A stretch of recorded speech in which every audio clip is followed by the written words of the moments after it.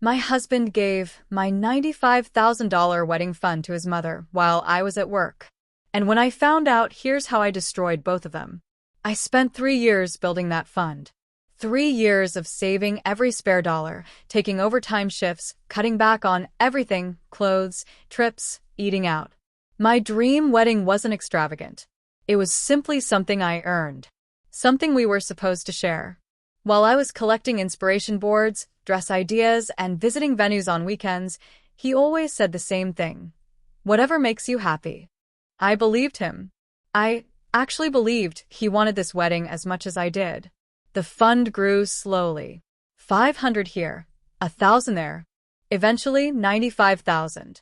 Every transfer felt like progress. Every deposit felt like hope. I thought I was building a life with a responsible, supportive man. But looking back, the red flags weren't subtle, they were neon. His mother inserted herself into everything. Every decision. Every plan. Every conversation about the wedding. First, she complained about the venue I liked, too modern. Then the dress, too revealing. Then the guest list, too small. Then she suggested we move the entire wedding to her city so her friends could attend easily. I brushed it off as typical mother-in-law overstepping. We all know those types, right? The ones who think a wedding is about them. But this wasn't normal meddling. This was territorial, possessive, and my fiancé did nothing to stop it. He'd just shrug and say, "She means well." One night, after we toured a venue I absolutely loved, she pulled me aside and said, "You're getting too flashy. Stay humble." I laughed it off. But now that moment feels different. She wasn't warning me. She was evaluating the price tag, calculating, plotting, and he was letting her. Still, I ignored it. Because love makes you blind, right? Or stupid. Sometimes both. Everything felt stable until one Tuesday afternoon at work. My phone buzzed. A bank notification. At first, I didn't even look at it. I assumed it was the usual "a deposit has been received" or "your balance update." But something felt off. You ever have that moment where your stomach drops before you even know why? I opened the notification and saw a transfer. A $95,000 transfer. Gone. Every dollar. My entire wedding fund. Transferred to his mother's account. I stared at the screen so long my eyes started burning. My hands were literally shaking. You think you know your partner until they do something that shifts your entire reality. I called him immediately. He didn't answer. I called again. Nothing. I texted, "Where is the money?" His reply came 60 seconds later. "Calm down. I'll explain when you get home." Calm down? Calm down? That message told me everything I needed to know. He wasn't sorry. He wasn't panicked. He wasn't confused. He was expecting this moment. And if he expected it, that meant it wasn't a mistake. It was a plan. But what I discovered next made everything exponentially worse. I drove home like my mind was on fire. The entire way, one question kept looping in my head. Why would he do this? When I walked into the house, he was sitting on the couch like nothing happened. No guilt. No fear. No apology. I held up my phone and said, "Explain." Now. He actually sighed and said, "You're overreacting. She needed the money more than we needed a huge wedding." That line hit me like a punch. More than we needed? It wasn't his money. It wasn't even our money. It was mine. Every dollar. I asked, "Why didn't you talk to me?" His answer, "Because you'd say no, and this is about family." I said, "I'm your family." He shot back instantly. "She's my mother. She comes first." There it was. The truth. The hierarchy he believed in. And guess what? I wasn't at the top. I wasn't even second. I was optional. I demanded he call her and tell her to return the money. He refused. Flat out refused. So I called her myself. She picked up on the first ring, almost like she was expecting the call. I said, "Give the money back." She didn't hesitate. She didn't panic. She just said, with the most smug voice I've ever heard, "He's my son first, your husband second." I asked, "Why did you take money that wasn't yours?" She replied, "Because I needed it." And he agreed. End of discussion. End of discussion? No. This was the beginning. Something wasn't adding up. Her confidence didn't feel like someone who just received 95 grand unexpectedly. It felt like someone who'd been planning it. So while he was in the shower that night, I did something I never thought I'd have to do with the man I loved. I went through his phone. The first thing I checked? Messages between him and his mother. What I found was months of planning. Messages like, "When she hits 95K, tell me. Make sure she doesn't move anything out. She'll be mad, but she'll get over it. Family needs come before vanity weddings." Vanity weddings? That wedding was my work, my sacrifice, my dream. And they dismissed it like it was nothing. But it got worse. They talked about me like I was a problem to be managed. Not a partner. Not a human being. Just an obstacle. The final message that sealed my decision. "Once I get the money, she can plan something cheaper. You too can manage a courthouse wedding." A courthouse wedding. After I saved $95,000. After I carried our future on my back for 3 years. I screenshotted everything. Every message. Every plan. Every disgusting sentence. I backed it up twice, phone and email. Then I checked my bank app again. The transfer wasn't accidental. He actually logged in, confirmed the transfer, and verified it using my device's authentication because he had memorized my password. That wasn't just betrayal. That was fraud. Financial abuse. Identity breach. And at that moment, I realized something important. They thought I'd just get upset, cry, forgive, move on. But what they didn't know was this. I don't crumble. I calculate. And what I did next turned their whole world upside down. The next morning, I didn't argue. I didn't fight. I didn't cry. I played it cold. Because cold thinking destroys people far better than hot emotion ever can. While he slept in like a man with zero consequences waiting for him, I printed every screenshot, every bank record, every message thread, every transfer confirmation. Then I walked out of the house without a word. He didn't even notice. He was too busy snoring. My first stop? A lawyer. A real one. Not some random attorney.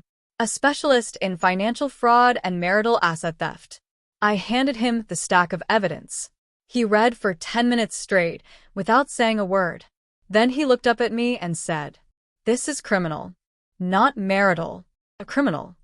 He explained everything. Because the account was solely mine, and the money was solely earned by me, the transfer was illegal. He had no right. Zero. None. He told me I had 3 options. File a civil suit, file a criminal theft claim, or file both. I chose both. Of course I did. Next stop, the police station. I filed a report. I gave them evidence.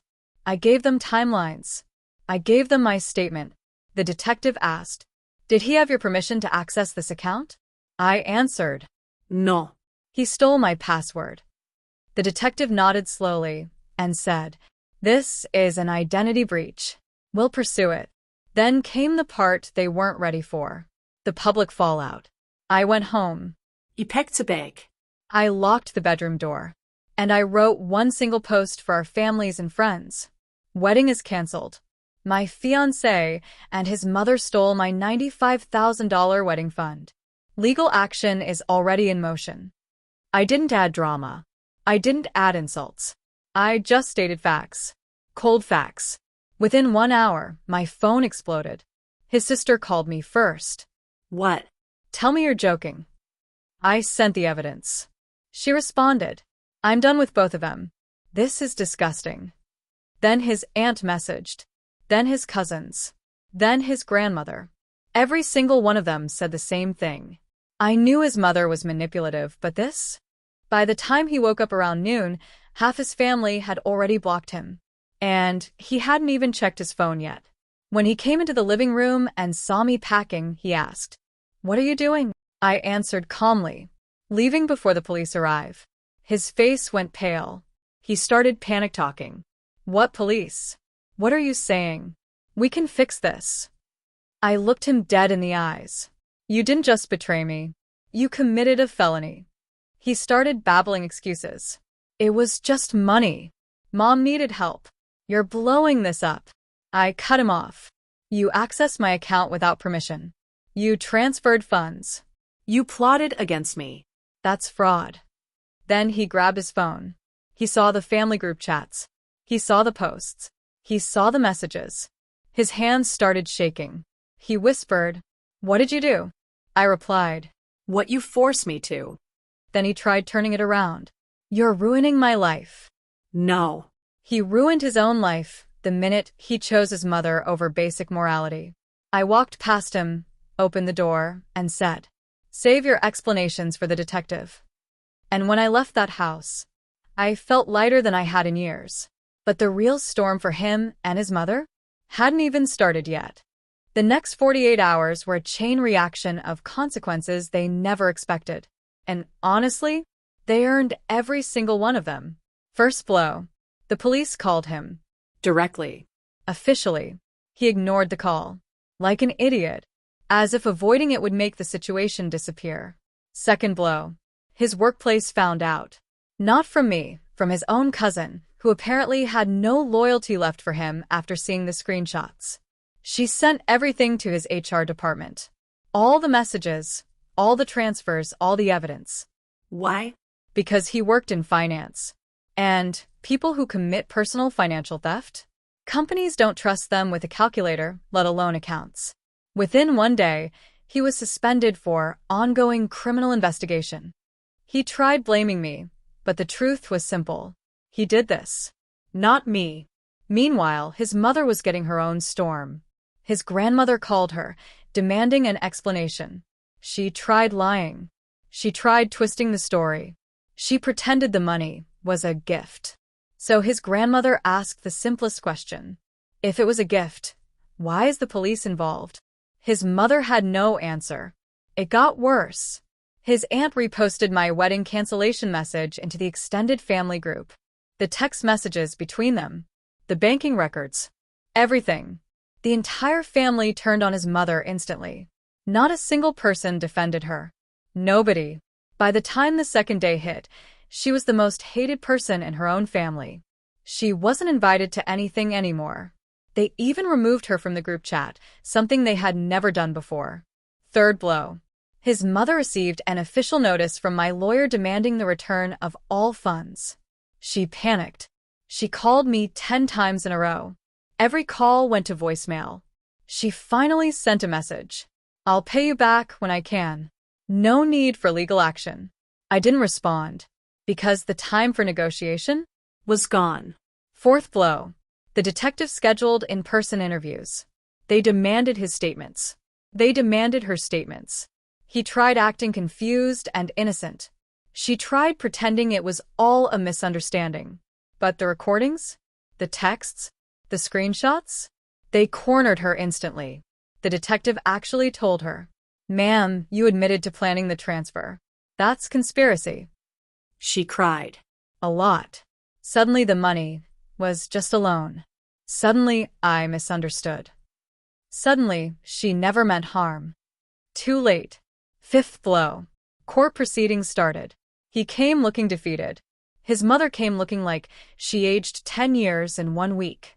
My lawyer presented the financial theft, the unauthorized login, the text messages proving intent, the recordings, the money trail. They didn't have a single argument. Not one. His lawyer tried some weak defense like he assumed shared financial rights due to the upcoming marriage. My lawyer immediately destroyed that by showing the account was in my name only. All earnings came from my work. And no verbal or written permission existed. He logged in without my knowledge. The judge barely blinked before ruling in my favor. The order was clear. Return the full $95,000. Plus dommage. Plus legal fees. Plus penalty for identity breach. They owed me more than they ever imagined. He looked at me like I'd personally ended his world. But he ended his own world the moment he betrayed me. His mother broke down sobbing as numbers were read out. She begged the judge to reconsider. He refused. She begged me. I walked right past her. After court, his last attempt was a pathetic one. He followed me outside and said, "We can still fix this. We can rebuild."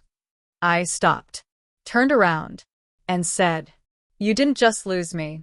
You lost yourself. And that's the one thing you can't blame on anyone else."